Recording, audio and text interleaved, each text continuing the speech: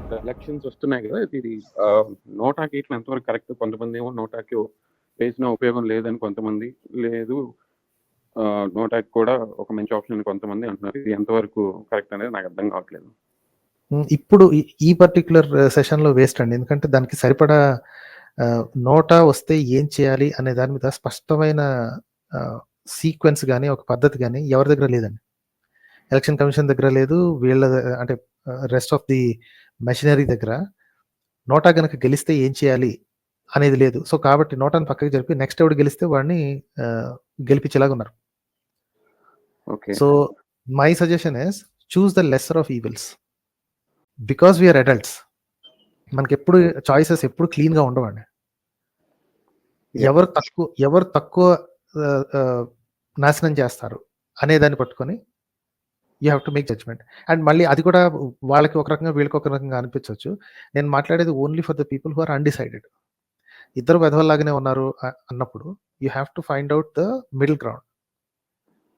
Okay. ఒకడు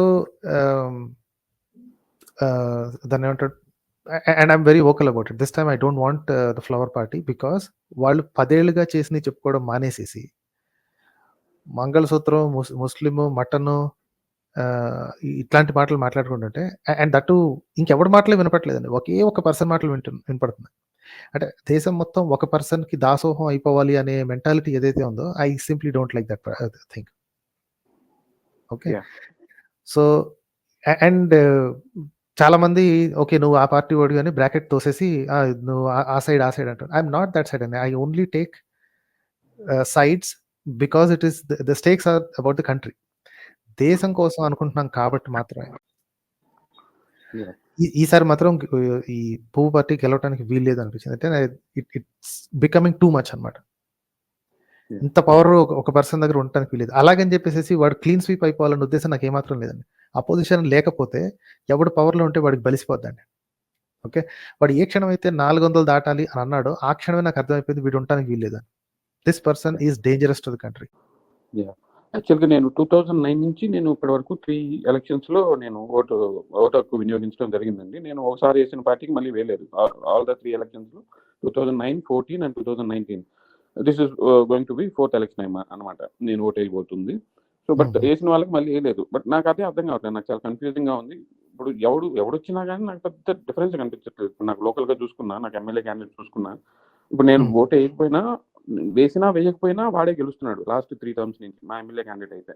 so ఎందుకంటే ఇక్కడ వాళ్ళ పార్టీ బాగా స్ట్రాంగ్గా ఉంది కాబట్టి. సో ఇంకా నేను వేసినా వేయకపోయినా వాడే గెలుస్తున్నాడు. ఈసారి ఏదో కొంచెం వ్యతిరేకత ఉందని అంటున్నారు. బట్ అది నాకు తెలియదు. అంటే నేను ఇక్కడ లోకల్గా ఉండేవాడిని కాదు. నేను హైదరాబాద్లో ఉంటాను కాబట్టి నా జాబ్ అయితే నేను చేసుకుంటూ, ఇక్కడ నేను లోకల్గా ఉండేవాడిని కాదు కాబట్టి నాకు అంత ఐడియా లేదు. సో నాకు ఇక్కడ లోకల్ క్యాండిడేట్స్ గురించి నాకు పెద్దగా ఐడియా లేదు. సో నేను ఇక్కడ ఉండట్లేదు కాబట్టి, జాబ్ పర్పస్ కోసం ఎక్కడ వేరే సిటీలో ఉన్నాను కాబట్టి. సో ఇక్కడ నేను చూస్తే నేను పైన వాడినే చూసి ఓటేయాలి. ఓకే, ఇన్ కేసు ఎవరో ఒక పార్టీని చూస్ చేసుకోవాలంటే. నాకు ఇంకా చిరాకేసి ఆల్రెడీ 3 ఎలక్షన్స్ నుంచి చూస్తున్నాము. నాకైతే లాస్ట్ 10 yearsలో నాకేమి కనిపించలేదు. నాకు పెద్దగా డిఫరెన్స్ కనిపించలేదు నా కాన్స్టిట్యుయెన్సీలో. ఇప్పుడు ఎలా అయిపోయిందంటే వాడు పని చేసినా చేయకపోయినా నేనే గెలుస్తున్నాను కదా, ఇది నేను పని ఎందుకు చేయాలనేది ఏమో వచ్చేసి ఉంటుందని నాకు అనిపిస్తుంది. ఎందుకంటే నాకు ఇక్కడ పెద్దగా ఏమి అభివృద్ధి కనిపించట్లేదు. ఒక డబ్బులు సంక్షేమం అని చెప్పి డబ్బులు పంచుకుని తప్పితే అక్కడ కొంచెం కూడా డెవలప్మెంట్ అనేది జరగట్లేదు అనమాట. నాకైతే అట్లీస్ట్ నేను చూస్తున్న, అంటే నేను అబ్జర్వ్ చేసినంత వరకు ఉంది. ఆ ప్రాబ్లం ఉందండి. ఈ బాస్టియన్స్ అంటారు చూసారా, అంటే ఈ సీటు మాదే అన్న ఇది ఉంటుంది చూసారా, that's a very bad thing for democracy. అంటే వాళ్ళ ఉద్దేశం ఏంటంటే నేను ఏమి ఇచ్చినా ఇవ్వకపోయినా ఇక్కడ వాళ్ళందరూ ఓట్లు నావే అన్న అహంకారం ఎవరికి ఇవ్వకూడదండి. రైట్. ప్రతి ఒక్కళ్ళు గెలుచుకోవాలి. వాళ్ళు ఇది మనం చేసే తప్పే, జనాలు చేసే తప్పే. ఏంటంటే వాడు ఎలాంటోడైనా సరే నాకు అనవసరం, ఈ జెండా పట్టుకుంటే వాడు కొట్టేస్తా అని అంటున్నారు చూసారా, అలాంటి వాళ్ళు నిజంగా దేశద్రోహులండి. బాస్టియన్స్ అనేది ఏ పార్టీకి ఎవరికి ఉండకూడదు. పని చేస్తేనే వాళ్ళకి జీతం రావాలి. ఇది జీతమే కదా, 5 ఏళ్ల పాటు పాలించడానికి వాళ్ళకి ఇచ్చే జీతం. మనం గత 5 ఏళ్ళు ఏం చేశాడు, ఏం చేద్దాం అనుకుంటున్నాడు అనే దాన్ని బట్టి ఇంకొకళ్ళని పెట్టుకోవాలా, వీడినే పెట్టుకోవాలా, వీడే ఆల్రెడీ బాగా పని చేశాడు ఇంకొంచెం పని చేసి పెడతాడు అని పెట్టుకోవాలా. అంతేగాని నేను ఏం చేసినా సరే కుక్క నుంచో పెట్టినా సరే గెలుస్తావు అని కొన్ని ఇది ట్విట్టర్లో కొన్ని వీడియోస్ చూసాను. అది ఎంత బాధేస్తుందంటే, మీరు మనుషులా ఇంకేమన్నా, don't you have any self respect? మీకు స్వాభిమానం అనేది ఉండదా? కుక్కను పెట్టినా గెలుస్తుంది ఆ జెండా పట్టుకుని అని అంటున్నారు అంటే ఎంత అసహ్యకరమైన పరిస్థితిలో ఉన్నాము మనం. రైట్. ఏదో చదువురాని కాలం ఇంకా అదేంటి 60s, 70s, 80s అంటే అప్పుడప్పుడే మొదలెట్టాం, మనకేం పెద్దగా తెలీదు అనుకోవచ్చు. 24కి వచ్చిన తర్వాత కూడా ఇంత తెలుసుకుని కూడా ఇంకా మనం ఇంకా ఇదేంటి ఎవడు ఏం చేసినా సరే నన్ను ఆ పార్టీ నుంచి దూరం జరపలేరు అని అంటున్నారంటే ఇట్స్ ప్రెటీ డిస్గస్టింగ్ అండి. అదే నేను కూడా వింటూ ఉంటానండి. మా పార్టీ తరఫున మేము కుక్కర్ నిలబెట్టినా వాడికి ఓటేస్తాం, మా నాయకుడికి వేస్తాం అంటే ఆ పైన ఉద్దేశిస్తూ అనమాట. ఆయన ఉంటే చాలు మాకు, ఇంకా ఆ పైన అతను ఉంటే చాలు, ఇంక ఇక్కడ లోకల్గా ఎవరిని కుక్కర్ని పెట్టి నిలబెట్టినా మేము ఓటేస్తాం అంటే నాకైతే అర్థం కాదు. అంటే ఏంటి ఇది అసలు ఏం అర్థం లేని మాటలాగా అనిపిస్తుంది. అంటే అంటే నీకు అసలు ఎవరు ఒక మంచి క్యాండిడేట్ అవసరం లేదా నీకు? ఆ పైన వాడు మీ వాడు ఉంటే చాలా, మీ క్యాస్ట్ పర్సన్, మీ పేరు వెనకాల ఏది ఉందో వాడి పేరు వెనకాల అదే ఉంది కాబట్టి నేను వాడికి వేస్తాను అంటాం. ఇది ఎంతవరకు తెలివైన నిర్ణయం, అది ఏమి లాజికల్ ఆర్గ్యుమెంటో నాకైతే అర్థం కాదు. ఇంకా నవ్వాలి ఏడవల్ల అర్థం కాని పరిస్థితి అనమాట. అదే ఆ తరం, నేను పాత తరం అదే ఎక్స్పెక్ట్ చేయగలను, ఎందుకంటే ఎక్కువ ఎక్స్పెక్ట్ చేయలేము మనం. ఒక్క నిమిషం మ్యూట్ చేస్తున్నాండి, బ్యాక్గ్రౌండ్ సౌండ్ వస్తుంది అందుకే మ్యూట్ చేశాను. ఈ పాత తరం ఏదైతే ఉందో they have fixed mind sets అండి, వాళ్ళని మార్చడం కష్టం. ఇప్పుడు ఉన్నది యువత కాబట్టి వీళ్ళకి వచ్చిన ప్రాబ్లమ్స్ ఏమేమి ఉన్నాయి తెలుసుకుని మాట్లాడటం మాత్రమే చేయాల్సింది. And I think one particular party who I use to dislike before, ఎవరినైతే నన్ను నచ్చదనుకున్నాను వాళ్ళు యువతకు సంబంధించిన మాటలు మాట్లాడుతున్నారు నాకు అనిపించింది. అట్లీస్ట్ మాటల ద్వారానైనా ఆకట్టుకోవడానికి ప్రయత్నిస్తున్నారు. ఇప్పుడున్న పువ్వు పార్టీ నేను అంత చేశాను ఇంత చేశాను అని ఇన్నాళ్ళు చెప్పుకుని గత నెల రోజులుగా డెవలప్మెంట్ గురించి, నేను చేసిన డెవలప్మెంట్ ఇది ఇంకా చేస్తాను అని చెప్పుకోవడం మానేసేసి ఇప్పటివరకు చూపించింది ఓన్లీ ట్రైలర్ మాత్రమే. ఇంకా చాలా చేయాలి, ఏం చేయాలి అంటే కాన్స్టిట్యూషన్ మార్చాలి, అది చేయాలి, ఇంకో 4 గుళ్ళు కట్టిస్తాను, అది కట్టిస్తాను. చెప్పిన మాటలకి చేసిన పనులకి ఏ మాత్రం సంబంధం లేకుండా చేస్తున్నాడు. And that's the reason I don't want this party this time. Maybe ఈ 5 ఏళ్లలో వీడు సర్వనాశనం చేస్తే maybe next time I probably bring back. But సరే డ్రాప్ అయిపోయారండి, but I finish the thought. ఈ 10 ఏళ్లలో వీళ్ళు చేసిన చెత్త, ఈ లాస్ట్ 2-3 నెలల్లో వీళ్ళు పడ్డ ఈ కథలు ఏవైతే ఉన్నాయో, this has sealed their fate అండి.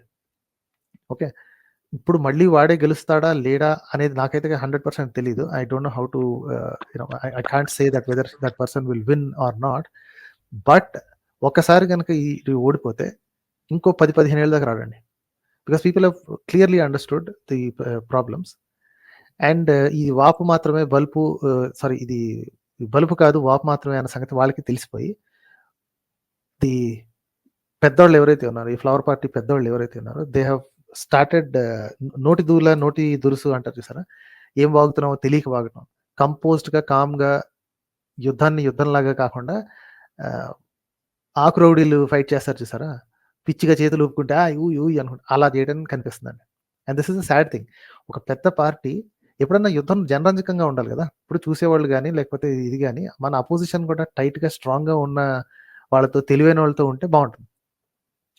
10 ఏళ్ళు చేతిలో సత్తా పెట్టుకుని చిల్లర మాటలు మాట్లాడుకునే ఒక పర్సన్ని ముందు పెట్టి అసలు పార్టీలో ఇంకెవ్వడు మనిషి అనేవాడు లేడు, వీడు తప్ప ఇంకొకడు లేడు అనే టైప్లో మాట్లాడుతున్నారంటే ఎంత కర్మ పట్టింది.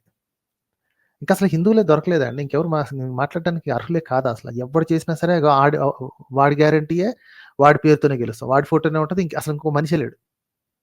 రైట్, మా కర్ణాటకలో చాలా స్పష్టంగా తెలిసిందండి. ఫుల్ పేజ్ యాడ్స్ పడతాయి చూసారా, కర్ణాటక ఎలక్షన్కి అదే కపుల్ ఆఫ్ డేస్ ముందు ఫుల్ పేజ్ యాడ్స్లో చెయ్యి పార్టీ యాడ్లో సుమారుగా 20 మంది ఫోటోలు ఉన్నాయండి. 20 మంది ఫోటోలు ఉండి కింద అవర్ టీమ్ అని రాసుకున్నారు. ఓకే, అదే పువ్వు పార్టీ ఫుల్ పేజ్ యాడ్లో ఒక్క పర్సన్ ఫోటోనే ఉందండి. అంటే కర్ణాటకలో ఇంకొక మనిషి అనేవాడు లేడా, ఇంకొక హిందూ అనేవాడు లేడా అసలు? This is the disgusting politics. ఈ వ్యక్తి పూజ అని ఏదైతే ఉందో, ఇది ఇప్పుడే తుంచేయకపోతే సర్వనాశనం అయిపోతుంది. షీ జింగ్పింగ్ లేకపోతే కిమ్ జాంగ్ ఇన్ లాగా తయారవుతాం. I really don't want this country to go that way. అందుకనే నా ప్రయత్నం వరకు నేను చేశానండి. మిగతా దేశం ఎటువైపు వెళ్తుందో మనకి ఇంకొక 20 రోజుల్లో తెలిసిపోద్ది, ప్రాబ్లీ 20-25 డేస్లో తెలిసిపోద్ది. ఓకేనండి దినేష్ గారు? అది ఇప్పుడు ఈయన 400 అని అదేదో నంబర్ లాగా ఈయన ఎక్స్పెక్ట్ చేస్తున్నారు కదా ఇప్పుడు పిఎం ఎవరైతే ఉన్నారో దట్ పార్టీ. అంటే 2 థర్డ్స్ సరిపోద్ది కదండి ఆయనకి, ఎందుకు అంత ఫ్యాసినేషన్, అబ్సెషన్ ఎందుకు 400? అంటే ఇంకేమన్నా అంటే వాళ్ళు అనుకున్నది చేయొచ్చు అంటే ఇంకా మాకు ఇంకా అసలు ఎదురు లేకుండా ఉండాలి, లేదంటే ఇప్పుడు ఎవరైతే కొంతమంది ఒక సెక్షన్ ఆఫ్ పీపుల్ భయపడుతున్నట్టుగా రాజ్యాంగాన్ని తీసేస్తారు, అంటే దాన్ని మెల్లగా తప్పించేస్తారు, వాళ్ళకి నచ్చిన ఇది పెట్టుకుంటారు అది నిజంగా ఇంప్లిమెంట్ చేద్దామని ఏమన్నా ఐడియా ఉందనుకోవచ్చా ఆయన?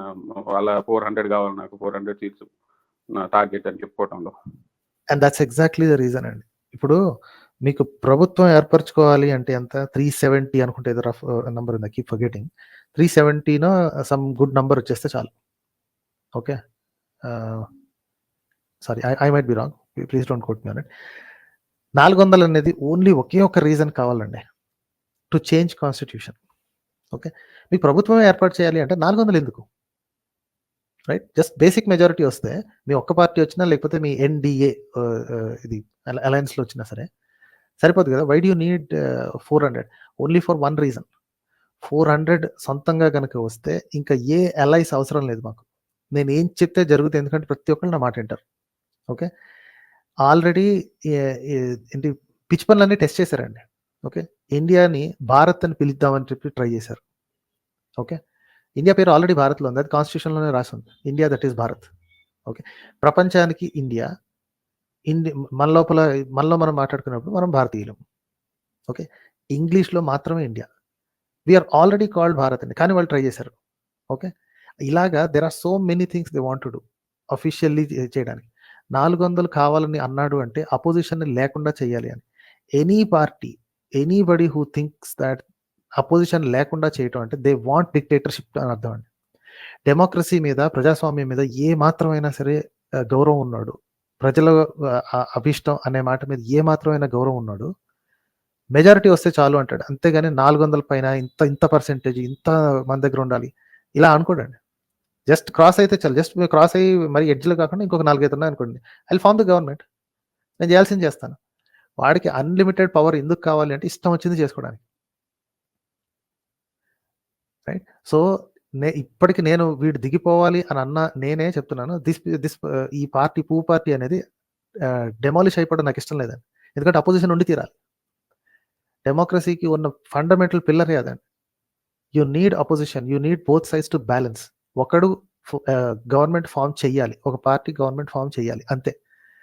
దానికి ఎంత మెజారిటీ కావాలో అంతే ఉండాలి తప్ప మొత్తం అన్ని క్లీన్ స్వీప్ చేయటం, తుడిచిపెట్టుకుపోవటం, these are all dictatorial thoughts and at least I don't have that at all. మన ఏంటి సామరస్యంగా ఆలోచించే వాళ్ళు ఎవ్వరు కూడా అపోజిషన్ని తుడిచిపెట్టుకుపోవాలని అనుకోకూడదండి. బ్యాలెన్స్ ఉండాలి. చెప్తున్నాను కదా, వీడు మొత్తం ఎరేజ్ అయిపోయాడు అనుకోండి, అవదు కానీ చెప్తున్నాను, ఇన్ కేసు ఈ పూ పార్టీ ఎరేజ్ అయిపోయింది అనుకోండి, ఈ చెయ్యి పార్టీకి ఒళ్ళు బలిసిపోదని ఏంటి గ్యారంటీ అండి? Right, that could easily happen. So ఇది డెమోక్రసీ అనేది, ప్రజాస్వామ్యం అనేది బతకాలి అంటే అపోజిషన్ ఉండి తీరాలి. వాడు ఏ క్షణం అయితే 400 దాటాలి అన్నాడో అప్పుడే అర్థమైపోయింది హీస్ డిక్టటోరియల్ మైండ్ సెట్ అని, and that person cannot be allowed to continue. Yes sir, అదే నాకు రేపు మా ఎలక్షన్స్ ఉన్నాయి, both assembly and parliament elections. నాకైతే లాస్ట్ ఈ టైం నుంచి నేను వేసిన దానికి మళ్ళీ వేయలేదు, బట్ నాకు ఏ పార్టీ కూడా నాకు అంత, అఫ్ కోర్స్ మీరు అన్నట్లు మనకి అలాంటి పొజిషన్ లో పెట్టారు వీళ్ళంతా. అదే ఆ పొజిషన్ అన్ఫార్చునేట్లీ ఆంధ్ర ప్రజలకి అదే ఉంది. మేబీ తెలంగాణలో కూడా అట్లాంటి పరిస్థితి ఉండుండొచ్చు, but at least they have better choices అనుకుంటా. నేనైతే ఇది చెప్పలేనండి ఇటు వేయండి అటు వేయండి అని, బట్ వీడు మాత్రం ఉండకూడదు అనేది నా పద్ధతి. బట్ ఆంధ్రాకి ముందు నుయ్యి వెనక గొయ్యిలాగానే ఉంది. So I really don't know how to say అండి, అంటే ఇటేసినా వాడికే అటేసినా వీడికే అన్నట్టుగా తయారైంది అసహ్యం కానీ, but I don't no. So ఈ విషయంలో నన్ను మాత్రం క్షమించాలి సార్ మీరు. I can understand sir. అదే ఇప్పుడు నేను కూడా పార్లమెంట్ సీట్ వరకు నేను కూడా నాకు క్లారిటీ ఉంది, బట్ అసెంబ్లీ సీట్ వరకు మాత్రం నాకు అర్థం కావట్లేదు. నేను నోటా అనుకుంటున్నాను, బట్ డిఫరెంట్ ఒపీనియన్స్ వింటూ ఉంటాం కదా సోషల్ మీడియాలో కూడా. కొంతమంది చెప్పిన దాన్ని బట్టి నోటా, కొంతమంది ఏమో it's okay to go for NOTA, at least మీ వాయిస్ వినిపించినట్టు అవుద్ది, మీ ఒపీనియన్ ఎక్స్ప్రెస్ చేసినట్లు అవుద్ది, it's not a bad option అని కొంతమంది ఏమో ఇప్పుడు దానికి అంత పవర్ లేదని కొంతమంది. సో ఎటు చేర్చుకోలేని పొజిషన్ లో ఉన్నా అనమాట. సో దాని గురించి మీ ఒపీనియన్, మీ వ్యూ తెలుసుకుందామని అడిగాను. అదేనండి, నా వ్యూ సింపుల్, వీడు ఉండకూడదు, ఇంకెవడొచ్చినా పర్లేదు అని. బట్ మీ పొజిషన్ మీరే డిసైడ్ చేయాలి సార్. అదే సార్, నేను పార్లమెంట్ వరకు ఐఎమ్ ఆల్సో వెరీ క్లియర్ అండి, నాకు ఎవరికి అసెంబ్లీ గురించి అయితే then I should not be talking at all అండి. క్షేత్రం మీది, పరిస్థితి మీది, I have zero say in that. నేను నా రాష్ట్రంలో ఏం కావాలో నేను, నా దేశంలో ఏం కావాలో నేనే చెప్పొచ్చు. మీరు కూడా మన దేశానికి ఏం కావాలో మీరు ఆల్రెడీ ఫిక్స్డ్, బట్ మీ క్షేత్రంలో ఏం కావాలి అనేది మాత్రం you are the better judge of it అండి. ఇక్కడ ఏంటంటే ఆబ్వియస్లీ నోట్ అయితే క్లియర్ ఇదైతే రావట్లేదు. బట్ నోట్ అయితే వద్దండి, బికాస్ ఈ పర్టికులర్ టైంలో if they have a clear indication NOTA వేస్తే ఏం జరుగుతుందని. నేను ఇంతకుముందు చెప్పాను కదా, నోటా కనుక వస్తే ఇఫ్ నోటా విన్స్, ఆ బటన్ అనేది గెలిస్తే ఇప్పుడు ఆల్రెడీ ఉన్న మొత్తం లిస్ట్లో ఉన్న వాళ్ళందరినీ తీసేసి కొత్త పర్సన్స్ ని పెట్టాలి అనే రూల్ ఉంటే నోటాకు వేయమని చెప్పేవాడినండి. రైట్, అంటే మీరు ఆ పేర్లన్నీ చూసి ఏ ఒక్కడు నాకు నచ్చడు అని పెట్టి నోటా కొట్టారు అంటే మళ్ళీ నెక్స్ట్ టైం ఎలక్షన్లో మళ్ళీ వాళ్లే పేర్లు పెట్టుకుంటే ఇంక మీకు చాయిస్ ఎక్కడ ఇచ్చినట్టు కదా. సో మీ వాయిస్కి అప్పుడు విలువ లేదు. ఇప్పుడు ప్రస్తుతానికి ఉన్న పరిస్థితి అదేనండి. మీరు నోటా కొట్టినా సరే సెకండ్ ఎవడు గెలుస్తాడు, నోటా గెలిస్తే సెకండ్ ఎవడు గెలుస్తాడు వాడికి ఇచ్చేస్తారు. Because there is no clear succession plan. అది గెలిస్తే ఏంటి అన్న సంగతి స్పష్టంగా కోర్టుకి నివేదించినట్టు నాకు కనపడలా. ఎలక్షన్ కమిషన్ చేతులు ఒప్పుకుంటూ కూర్చుంది. సో ఇప్పుడు నోటా వేస్తే వేస్ట్ అనండి. It just doesn't make any sense. అంటే మీరు వేస్తే ఏం జరుగుద్ది అంటే your vote is considered and you will, మీకు పర్సనల్ సాటిస్ఫాక్షన్ అంతే. నాకు వీళ్ళు నచ్చలేదు అని నేను చెప్పి వచ్చాను అన్న సాటిస్ఫాక్షన్ తప్ప it will not count as much. But if that is what you want, అంతవరకే నేను ఇది ఎవరు నాకు నచ్చలేదు అని చెప్పాలి అనుకుంటున్నాను అంటే you are free to do that. అలా అని చెప్పి మనసు చంపుకొని నచ్చని వాళ్ళకి ఓటేయాలంటే కూడా అది మనస్కరించట్లేదండి. Sure that's what. నేను ఉన్న ఆప్షన్స్ అన్ని మీకు చెప్పేశాను. మీరు నోటా వేస్తే మీ డిసెంట్ ని మీరు చెప్పిన వాళ్ళు అవుతారు హ్యాపీలీ, రైట్. కాకపోతే నోటా గనక గెలిస్తే మీలాంటి వాళ్ళు చాలా మంది ఉండి నోటా గనక బటన్ గనక గెలిస్తే నెక్స్ట్ ఎవడు సెకండ్ ఎవడు బెస్ట్ వాడికి ఇచ్చేస్తారు. So at least let me be true to myself అని నేను అనుకుంటున్నాను at the moment. Let me be true to myself. Then you have the free will. Sure then you have the free will అండి. Okay sir, thank you అండి. Right sir, అయితే thanks a lot అండి. Thank you.